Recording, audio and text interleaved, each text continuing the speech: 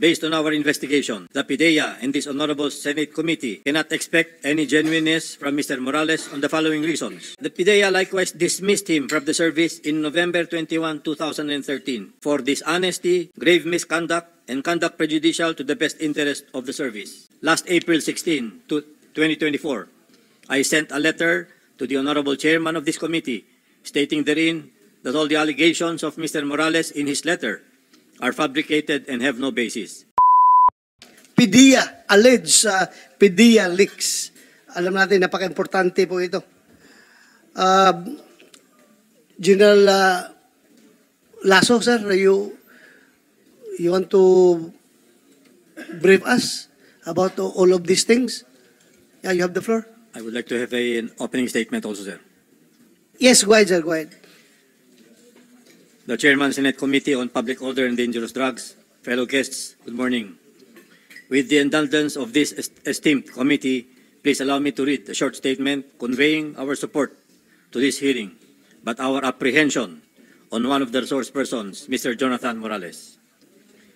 On April 9, 2024, I received a letter dated April 7, 2024 from Mr. Jonathan A. Morales pertaining to alleged classified documents which Morales claimed he initiated but were eventually left in his former office, the PIDEA Intelligence and Investigation Service, upon his dismissal from PIDEA.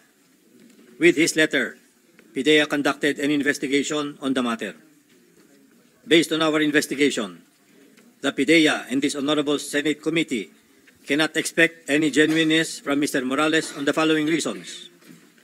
On the screen is his PIDEA personal data sheet in the custody of PIDEA. Morales misrepresented himself when he applied with PIDEA in 2008 by intentionally omitting that he was previously charged and in fact dropped from the rolls or dismissed as a member of the PNP. He should have been dismissed earlier or denied employment by PIDEA should his perjured statement in the personal data sheet that he submitted had been timely discovered. Under oath, Morales did not disclose that he was earlier dismissed from the PNP. Morales joined the PNP in 1993 and was dropped from the rolls twice.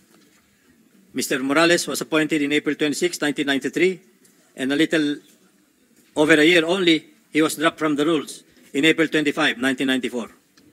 After getting reinstated in the PNP on December 13, 1997, a gap of 3 years, Morales got suspended from July 1 to September 29, 2007, and again dropped from the rolls on August 28, 2008. In 2009, Mr. Morales was hired as an Investigation Agent 1 in PIDEA. In the PDS that he submitted with his application, Morales made it appear as if he did not have a broken service in the PNP. There was continuity in his assignments.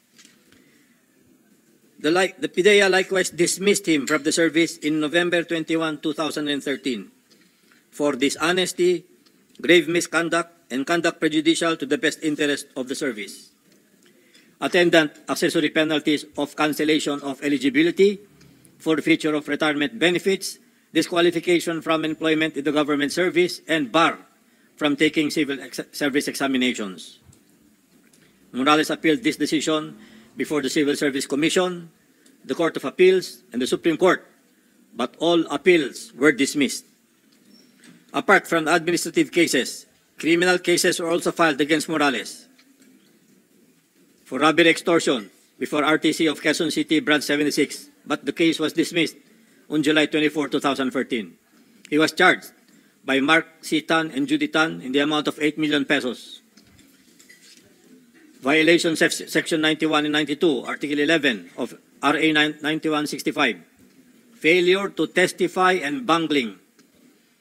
This is before RTC Branch 79 in Quezon City, but Morales was acquitted on November 30, 2023. Violation of Section 92, Article 11 of RA 9165, bungling, before the Office of the City Prosecutor, San Fernando City in Pampanga, but was dismissed on February 3, 2016. Violation of Article 180 of the Revised Penal Code, false testimony, with criminal case number before the Municipal Trial Court in Cities in San Fernando, Pampanga, Branch 4, which is still pending.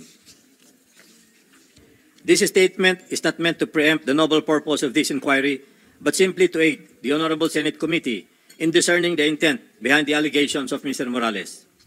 Last April 16, 2024, I sent a letter to the Honorable Chairman of this committee stating therein that all the allegations of Mr. Morales in his letter are fabricated and have no basis. We submit to the Honorable Committee in the interest of upholding the truth. Thank you, sir.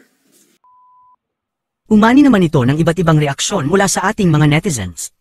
Ayon kay Cheryl Santos, dapat pakinggan ng dalawang panig para makita sino nagsasabi ng totoo. Pahayag naman ni Rico Sandoval, labasan na ng baho, tingnan natin sino mas may kredibilidad sa kanila. At ito naman ang saloobin mula sa ating kababayan na si Hector Fuentes, sana maging patas ang hearing na ito, dapat malabas ang katotohanan. Mga kababayan, feel free to comment below para maglabas ng saloobin sa balitang ito.